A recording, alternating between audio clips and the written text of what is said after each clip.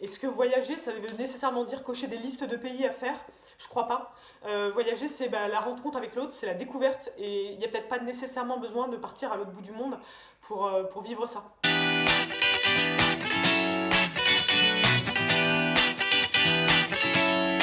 Je suis Amélie Deloffre, j'enjoins les gens à partir à l'aventure près de chez eux de manière totalement spontanée et simple. Ça s'appelle la micro-aventure, et en fait la micro-aventure c'est l'aventure dans son format le plus local et le plus accessible. Concrètement, c'est partir en France sur quelques jours et se reconnecter à la nature, vivre des choses folles et fortes dehors. Un samedi plus un dimanche plus parfois une RTT. Parce que les frontières sont fermées, parce qu'on va potentiellement quand même devoir tous passer notre été et nos vacances estivales dans notre pays. Tous les pays vont devoir rester fermés sur eux-mêmes, on va devoir redécouvrir nos régions, nos territoires, et à coup sûr ça laissera des marques dans le tourisme de demain. L'avenir est au local, au retour aux choses simples, aux choses authentiques. C'était déjà un signal faible et déjà une tendance un peu montante dans notre société, et pas que dans le tourisme. Et là, ça vient juste conforter que c'est ça dont on a besoin. La première des choses, c'est une évidence, c'est prendre beaucoup moins l'avion. On en appelle juste à la modération, peut-être pas arrêter totalement pour tout le monde, mais au moins se modérer. Est-ce qu'on a nécessairement besoin de passer son été à Bali, son hiver au Canada et de prendre l'avion pour faire le marathon de Berlin pendant 2 jours? Je suis pas certaine. La deuxième chose, c'est on va moins voyager, on va voyager en France. Par contre, moi je suis déjà sur le temps 2, ce qui m'alerte c'est comment on va le faire.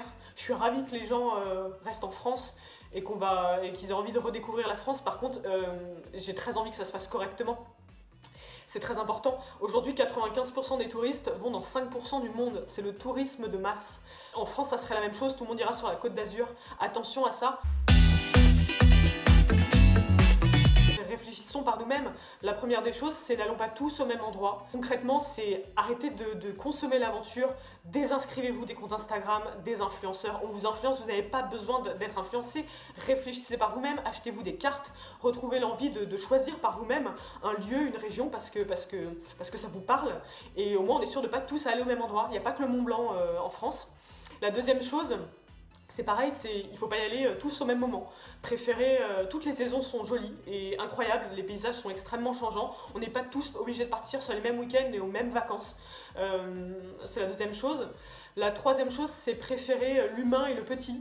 Préférez toujours partir avec des guides de montagne locaux ou un gîte familial. C'est bien parce que ça favorise une autre économie et d'autres types d'entrepreneurs. Et puis ça permet surtout de lisser les retombées économiques du tourisme sur le territoire. Dernière chose, ça serait de privilégier les moyens de transport non polluants. Pour une raison évidemment écologique. Donc évidemment, mais en fait, en vrai, je vous assure, c'est quand même beaucoup plus sympa de marcher, de faire du vélo, de pagayer. C'est hyper fun. Je vous conseille de faire de l'itinérance, de dériver comme ça dans notre territoire et nos régions à la seule force de vos jambes. C'est terriblement exaltant de vivre dehors. Et je vous le conseille. C'est mon meilleur conseil. Allez-y. L'après sera mieux parce qu'on a touché à quelque chose de très important qui est l'essentiel. Ça entraîne aussi beaucoup de questionnements. On s'est recentré sur ce qui comptait le plus, les gens, le goût des choses simples. Et du coup, je pense qu'on va s'interroger vraiment et se réinterroger sur le sens du mot voyage. Est-ce que voyager, ça veut nécessairement dire cocher des listes de pays à faire? Je crois pas. Voyager, c'est la rencontre avec l'autre, c'est la découverte. Et il n'y a peut-être pas nécessairement besoin de partir à l'autre bout du monde pour vivre ça.